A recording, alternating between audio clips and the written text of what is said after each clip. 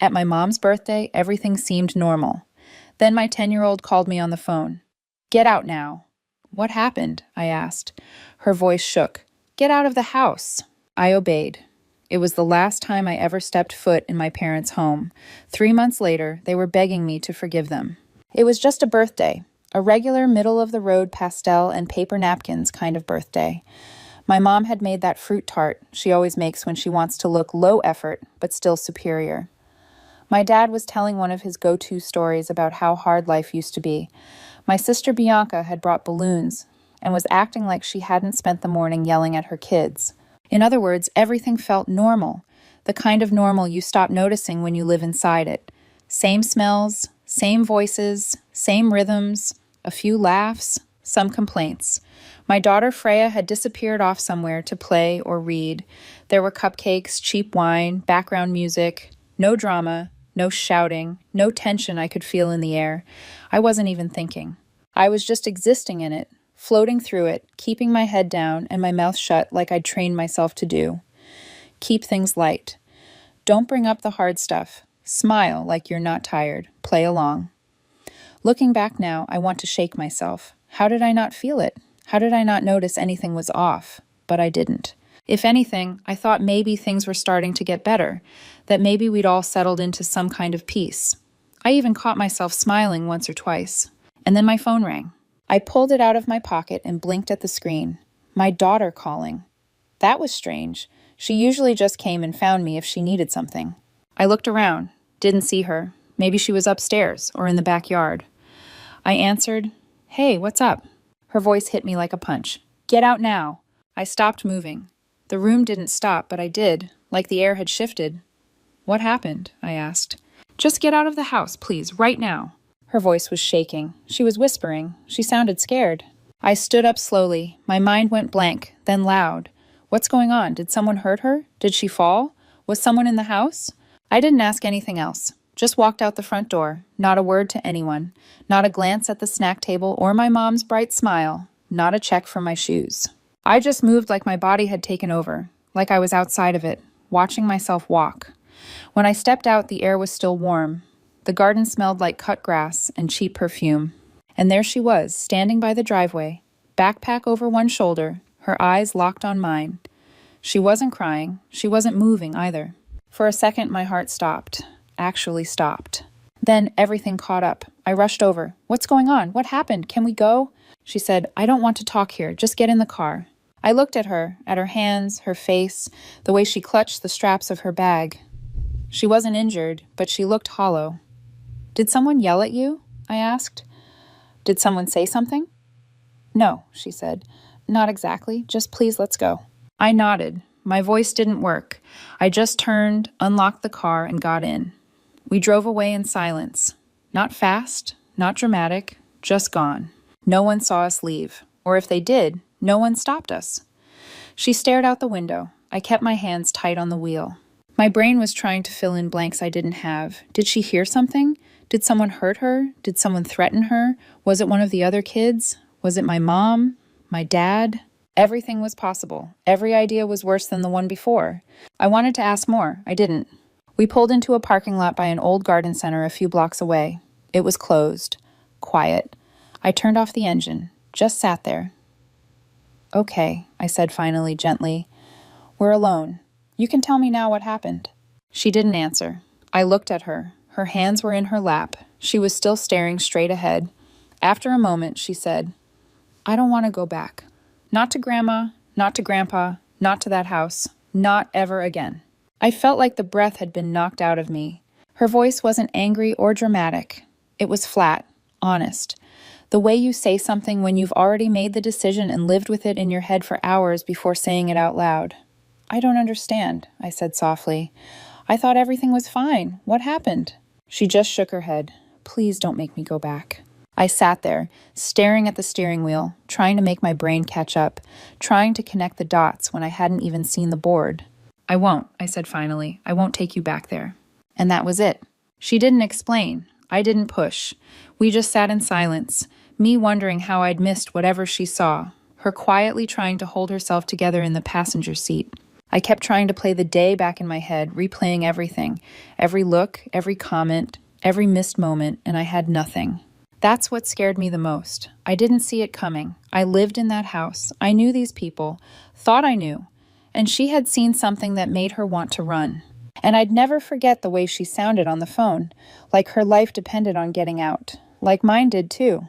Before any of that, though, there was a whole life that led us here. I was the oldest of two girls. You'd think that came with authority, leadership, maybe even a little favoritism, not in my family.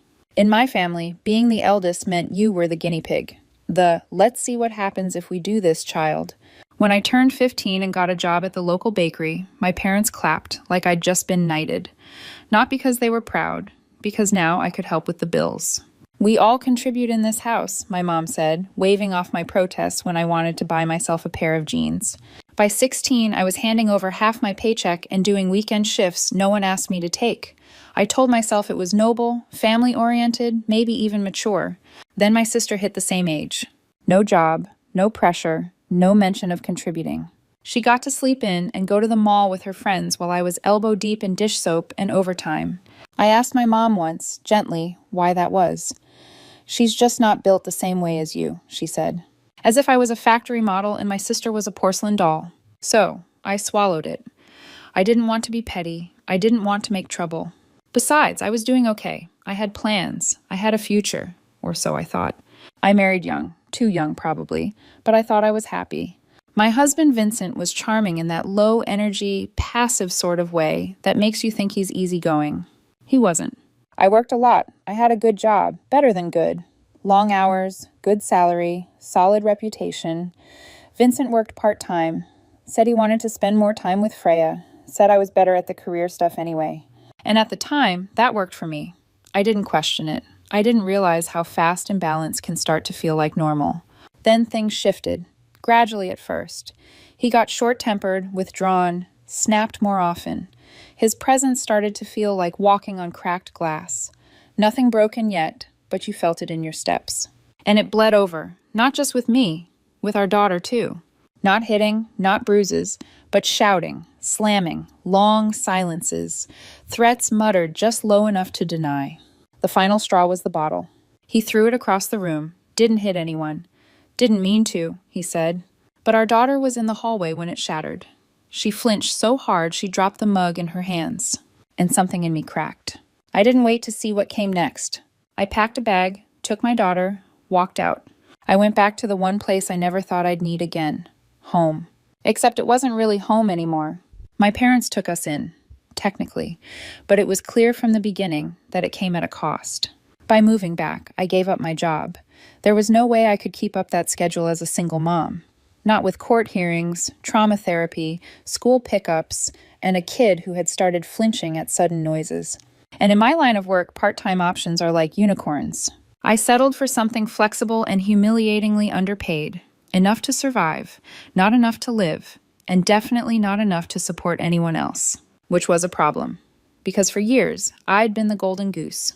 When I was still earning, I'd sent my parents money every month, covered big bills, took care of small ones without the masking. I even paid for their all-inclusive vacation to Portugal 2 summers ago. They still talk about it like it was the highlight of their lives. So when the checks stopped, their lifestyle took a hit. Quiet, but noticeable. They weren't happy, not openly, but in the little things. The way my mom sighed when she looked at the grocery bill, the way my dad brought up the water bill twice a week, the way they suddenly forgot to add me to the family group chat, and the house was packed. My sister and her husband lived there too, along with their 2 toddlers, who had the energy of caffeinated raccoons and 0 volume control. They lived there basically rent-free. My parents doted on them, watched them, babysat, bragged. So I thought, if she can stay here with her circus, I can stay too, right? But it didn't feel right. From day one, I noticed the shift. My daughter's drawings didn't stay on the fridge for more than a day. Her plate was cleared before she finished. Once she got scolded for talking too much when all she'd done was laugh at a cartoon. There were stares, not from everyone, but enough. She noticed it too. Of course she did. She stopped spending time downstairs. She clung to me more. She asked if we could have our own place soon. And I told her we would, that this was just temporary, that family was supposed to help. I really believed that, until the day she called me and told me to get out of the house. We sat in the car, parked under a sad little tree in a quiet lot. My hands were on the wheel, but I wasn't going anywhere. I finally spoke. Can you tell me what happened? She didn't hesitate, not this time. Grandma and Grandpa and Aunt, they don't want me there. She said they were talking. I was in the bathroom. They didn't know I could hear. I stared ahead. Let her talk. They said they're going to send me back to Daddy, that I'd be better off, that they're planning something. She said it like it was just information. Weather. Nothing personal. I don't want to go, she added, still looking straight out the window. I don't want to be near him. I didn't say anything. She had overheard a plan to hand her back to the man I'd taken her away from, and I hadn't seen a thing. When I was a kid, I thought betrayal would be louder, like someone yelling surprise with a knife in their hand. Turns out it was quieter. Sometimes it hid in bathroom tiles and murmured through thin walls. Sometimes it was whispered by the people who raised you. I looked at her. They said what? She didn't blink. They're planning to make you lose me. They were talking in the kitchen. I was in the bathroom. They didn't know. I waited, braced. They said you'd lose custody anyway, that they could help it happen faster, that Daddy would take better care of me, and if I went back to him, then you'd go back to your old job, start helping them again. I opened my mouth, but nothing came out. They said you'd be better off. She paused. They said they could plant something in your stuff. Drugs, maybe, so it looks bad. And then call child services. Silence. They want to frame me. She just nodded. Her lips were pressed so tight together, they'd gone white. And you're sure? They said it, Mom. They said it all. That I'm too much. That I never stop talking. That the house is full and it used to be so nice. They said you're not useful anymore. And that he was always the better parent. I felt something shift. Not snap, not shatter, just shift. She said, so I packed what I could. There's 2. I left. I called you. I looked down at her small backpack in the footwell. She'd remembered to grab my charger. I nearly lost it right there. Instead, I turned the key and drove. I didn't go back. Not for clothes, not for answers, not even for my toothbrush. I drove straight to Chris's house. Chris and I have been friends since we were 10. Never dated, never tried, just one of those rare human unicorns, a platonic male best friend who shows up, keeps quiet, and always has extra toothpaste. He opened the door with a coffee in hand and one sock on. I need to crash here, I said. He looked at me, then at my daughter, and stepped aside without asking questions. That's why he's still in my life. That night, we slept on his couch. Freya curled up beside me, too quiet for a kid. I stared at the ceiling, counting ceiling fan rotations and trying not to scream. My phone buzzed 17 times. I didn't check it once. The next morning, I tried to be normal. I brushed my hair, found socks that almost matched, packed my daughter's lunch, and added a napkin with a bad doodle of a cat. I kissed her cheek and said, "You're brave." She nodded. No smile, just solid bravery. We walked to school, and they were there. Of course they were.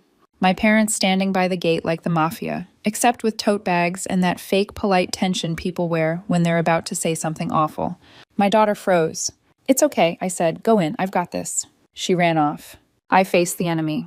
"Where have you been?" my mom snapped. No good morning, no hug, no apology. "I think you already know," I said. "We've been calling all night," my dad added. "You disappeared with her." "I didn't disappear," I said. "I removed my daughter from a place where people were plotting to destroy my life." My mom blinked. "Excuse me?" I didn't flinch. "She heard you, in the kitchen, while you were laying out your little custody sabotage plan." "That's ridiculous," she said quickly. "She must have misunderstood." "Did she misunderstand the part where you were going to plant drugs on me?" Her mouth opened, closed. A flush crept up her neck. "We were talking hypotheticals," she mumbled. "You've been stressed. You quit your job. The custody fight is going nowhere. You've been trying—" I cut in. "I've been trying while you've been busy plotting my collapse because your spa weekends dried up." "That's not fair," my dad said. "We've helped you." I laughed. Actually laughed. "You housed me after I paid your bills for years. After I booked you to a week in Crete and bought your damn espresso machine." My mom's eyes narrowed. "This is about money now?" "This is about loyalty," I said, "which you sold for a better chance at holidays." "We just wanted what's best for her," my dad said. "You're fighting all the time. He was always so good with her." "He threw a bottle at the wall while she was in the room," I snapped. "He wasn't a father. He was a threat, and you knew that." My mom folded her arms. "You're emotional. You're blowing this out of—" "I'm done," I said. "I'm done letting you twist this. You tried to wreck my custody case. You tried to erase me as a mother so you could go back to being comfortable. There was silence. I looked between them. You want comfort? You'll have it. Starting now. You'll never hear from me again. Not a cent, not a visit, not another ounce of me. Don't be dramatic, my dad said. I turned. You haven't seen dramatic. And I walked away. That night, Chris found me in his kitchen, arms wrapped around a mug of tea I hadn't touched. You okay? He asked gently. No, I said, but at least I know where I stand. My daughter came out in her pajamas, holding the bad cat doodle napkin in her hand. She didn't say anything, just sat next to me and leaned her head on my arm. I didn't cry, not because I wasn't devastated, but because I was too exhausted to. I'd lost my parents, or maybe I just finally admitted they were never really mine to lose. What I hadn't lost was sitting next to me, and I'd burn the whole damn world down before I let anyone take her again. You'd think after everything that had already happened, I would have learned to relax when things got quiet. But I didn't. Silence, I found, is just betrayal taking a breath. It had been weeks since we'd heard from my parents. No messages, no threats, no weird cousin reaching out to check on us. Just stillness. Chris called it peace. I called it suspicious. Freya was doing better. Slowly. Sleeping again. Eating again. She'd started drawing these odd little comic strips of wolves fighting snakes. And I didn't ask questions, because they all ended with the wolf winning and curling up in a den with her cub. That was good enough for me. I was still staying at Chris's. I say still like I had some lease lined up and just hadn't signed it yet. I didn't. I had nothing lined up. And Chris, bless him, hadn't once hinted that we were overstaying. He made Freya pancakes and me coffee and said things like, "You can stay as long as you need." And I started to believe he meant it. Then came the job offer. It was flexible, it paid well, and I wouldn't have to sell my soul or give up seeing my kid just to afford cheese again. I didn't cry when I got it, but I did lock myself in the bathroom and laugh until I coughed. That job was my first piece of the old life, the good part, clawing its way back. So of course, that's when I saw the photos. I wasn't even snooping. I opened Instagram to check if Freya's school had posted any updates about the art show. And there they were, my parents, on a beach, with Vincent. Vincent, sunburned and smiling like someone who knew the judge personally. Bianca was there too, looking smug as a wet cat, holding a coconut drink like it was court-admissible evidence. The caption said, "Family first. So proud of the kind of dad he is to our granddaughter." I didn't drop the phone. I just stared at it, then turned the screen to Chris and said, "Well, that explains why they've been quiet. They're tanning their betrayal." He didn't say anything for a while. Then he handed me a cookie. That's why I love him. 2 days later, Child Protection Services showed up. They knocked at 9:00 a.m. on a Thursday. I opened the door, half-dressed. Freya was brushing her teeth, and Chris was somewhere in the back, trying to fix the leaky faucet with the world's smallest wrench. "We received a report," the woman said, clipboard in hand, her colleague standing slightly behind her, scanning the hallway like we might be hiding meth in a potted plant. I didn't have to ask who reported me, but I did anyway. "It was your parents," she said. Of course it was.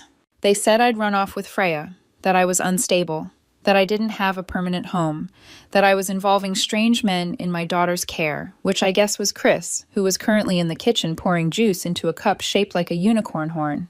They checked the bedrooms, asked Freya a few questions, inspected the fridge, found nothing. Said we'd hear back only if further action was needed. I thanked them with the emotional warmth of a sandwich bag. Then I went into the bathroom and vomited. The next day, I sat across from my lawyer while he poked at a salad and said things like, "This is serious, Vanessa." "No kidding," I muttered. He explained that if my parents testified for Vincent in the custody case, which was now days away, it would hurt. A lot. "They're close family," he said. "They know you well. If they paint a picture of instability, it'll hold weight." I looked at my lawyer, who once wore a tie with flamingos on it to mediation, and asked, "Do you think I'm going to lose her?" He sighed. "Not if she speaks." That night, Freya asked me if she would have to talk in court. I said yes, if she wanted to stay with me. She didn't even blink. She just said, "Good," and went back to sketching her wolf comic. This one had snakes wearing grandma wigs. The courtroom smelled like air freshener and lies. Vincent showed up in a suit so stiff it looked like it was wearing him. My parents came in after him, sat behind his chair like they belonged to him now. Bianca didn't even look my way. Freya sat beside me, swinging her legs nervously. Chris gave me a half smile and sat in the back, a steady shadow. The first day was brutal. My parents took the stand and said I was moody and not emotionally stable. My mother said I'd always been too sensitive. My father nodded, like he was being interviewed for a documentary called How to Destroy Your Daughter in Court. Bianca echoed them. Vincent was a wonderful father, she said. He stayed home. He cared for Freya. He was always patient. I wanted to stand up and scream. Then why the hell did I leave him? But I didn't. I sat there, nails digging into my palm, while they described a version of me I didn't recognize. And then finally, it was Freya's turn. She took the stand like it was a school presentation, looked at the judge, not at her father. I want to live with my mom, she said. She listens to me. She makes me feel safe. She's never yelled at me. They asked about Vincent. She hesitated, then said, he gets angry. He throws things. He threw a bottle once. It scared me. Silence. And then she said, I don't want to live with him. I don't feel safe. They asked if anyone else ever made her uncomfortable. My grandma and aunt said they wanted me to go live with him, that they were going to make Mommy lose me. They said they'd put stuff in her bag to get her in trouble. Dead silence. I wasn't crying. I couldn't cry. I felt like I'd been dropped into a vacuum. And that should have been enough, but the universe wasn't done. During the break, Vincent approached my mother. They were arguing. I couldn't hear the words, but I saw the motion, his hand grabbing her wrist, hard, sharp. She yanked it back. My father stepped in. Vincent stormed off, and that was the last time they ever stood near him again. They didn't come back to court. My lawyer told me later they'd withdrawn their testimony, and that we had enough. We returned to court. My lawyer brought the fire. He laid out the money trail. The car, the vacation, the hidden assets Vincent hadn't disclosed during our divorce. It was all there. Receipts, transactions. He'd bought their loyalty. And then when the money stopped, so did they. The judge ruled in my favor. I got full custody, no visitation, no contact. Vincent left the courtroom red-faced and sweating. My parents didn't show up at all. The week after the ruling, their vacation photos vanished from social media. The car was gone. The glow dried up. Chris showed me a screenshot of one of my mom's posts before it was deleted. Sometimes family is the hardest lesson. I laughed. Actually laughed. Fast forward a year. I still wake up sometimes half expecting a war, but then I look over and see Chris snoring into a pillow and Freya curled up on the other side with her wolf plushie. And I remember we're okay now. Chris and I ended up together, which still surprises me. For the longest time, I didn't see him that way. I'd known him since we were kids, back when he used to eat crayons and swear he'd be a firefighter priest scientist when he grew up. I think I'd filed him under permanent friend material and just left him there. Turns out he'd liked me for years. He told me one night over burnt toast and dishwater wine that he never said anything because he didn't want to ruin what we had. But then something shifted. Maybe it was the way he held Freya's hand at court, or the fact he never once tried to fix me, just stood beside me while I unraveled and reassembled myself. Maybe it was just timing. Maybe it was everything. All I know is, one night he kissed me and I kissed him back, and suddenly the whole world made a bit more sense. He's good to me, better than I thought possible. Freya loves him. He builds cardboard castles with her, listens to her wolf theories like they're gospel, and lets her win at Mario Kart exactly half the time. She told him the other day, "I'm glad you're part of our pack." He cried in the hallway. Denies it, but I saw it. There was one attempt from my parents to reconcile. They showed up at the door one Saturday morning with pancakes. Literal pancakes. Like the smell of betrayal comes with syrup. They said they didn't understand what Vincent was really like, and that maybe we could move past it all. I didn't even get to answer. Chris stepped into the hallway, looked them dead in the eye, and said, "You need to leave now." Freya peeked out and nodded like backup. They left. I haven't heard from them since. I did hear through the grapevine that things haven't been easy for them. Financially, they're struggling. Some people, extended family, old friends, cut ties after finding out what they tried to do. Apparently, trying to frame your daughter to win back a free babysitter and vacation fund doesn't play well at Bridge Club. Me? I'm doing okay. Actually, better than okay. I've got a stable job I like, a daughter who laughs in her sleep, and a partner who makes me feel safe in ways I didn't know I needed. It's not flashy, it's not perfect, but it's mine. And I'll fight like hell to keep it. Did I go too far or not far enough? Let me know in the comments. And if you haven't already, please subscribe.